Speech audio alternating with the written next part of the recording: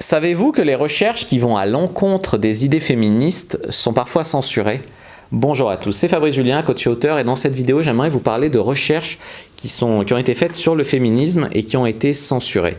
Alors, c'est des recherches qui ont été menées en fait et qui ont tendance à remettre en question le fait que les femmes sont discriminées, que les femmes souffrent, que les femmes ne sont pas avantagées dans la société.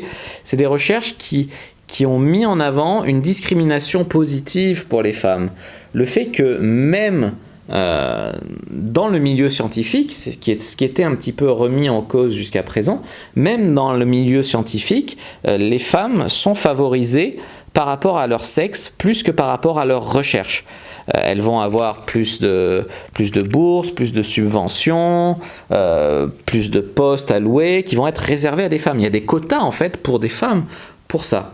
Et apparemment, d'après la personne qui a mené cette étude et qui a dénoncé ça, c'est beaucoup plus difficile pour un chercheur blanc, hétéro et chrétien d'avoir un poste ou même, tu vois, c'est beaucoup plus dur d'avoir la même chose, d'avoir la même égalité que s'il était une femme.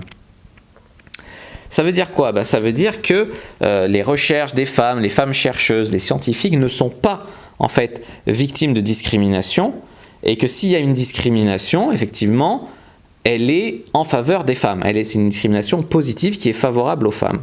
Et la personne donc, qui a dénoncé ça, elle a été victime d'une putain de chasse aux sorcières sur Twitter. Ça a été un carnage. C'est un chercheur australien qui a balancé ça sur Twitter. Ça a été un carnage au nom d'une féministe qui s'appelle Jessica Wade, qui l'a complètement... qui a mis cher, ça ne devait pas savoir, c'était inadmissible de dire ça. C'est encore de la bien-pensance, c'est des réalités, des vérités qu'on ne peut pas dire. Aujourd'hui, les femmes, le féminisme sont avantagés. Mais il faut que ça reste dans l'inconscient collectif et tout, que c'est les hommes, les gros monstres, le patriarcat, ils profitent de tout, ils ont que des avantages, machin. Il y a une propagande qui est quasiment mondiale en fait autour du féminisme. Mondiale ou presque, hein, parce qu'en Russie, c'est pas forcément pareil. Mais là, dernièrement, je suis allé jusqu'à Prague et je me suis aperçu que on était, comme aux États-Unis, où c'est bien pire que chez nous, mais chez nous aussi, là-bas aussi, américanisés et victimes de ces dictats, en fait. Là, l'exemple le plus récent, là, au moment où je fais cette vidéo, c'est dans le prochain James Bond, personnage principal, ce ne sera plus James Bond, ce sera une jeune femme noire, pardon pour le politiquement correct, une jeune femme d'origine, voilà, t'as compris, c'est une jeune femme black qui sera héroïne du prochain James Bond. Même un James Bond, un héros bien testostéroné qui fait rêver les petits garçons et tout, aujourd'hui, avec cette putain de propagande sur le féminisme, ça va être une femme qui va devoir avoir ce rôle parce qu'au nom de l'égalité, au nom de machin, au nom de trucs, alors que dans la réalité, il y a des putains de différences biologiques entre les hommes et les femmes.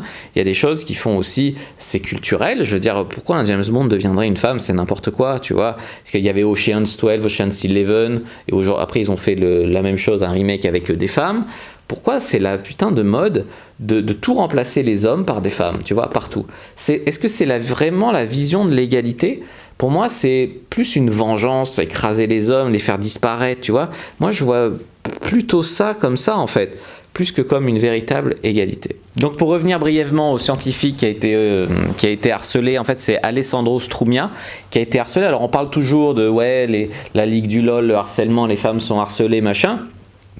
La réalité, c'est que les hommes, aujourd'hui, peuvent être totalement harcelés par des femmes féministes, comme Jessica Wade, même qui ont des postes importants, parce qu'ils osent exprimer une idée qui est contraire au grand dictat du féminisme et tout. Et je trouve ça vraiment, vraiment ouf, tu vois.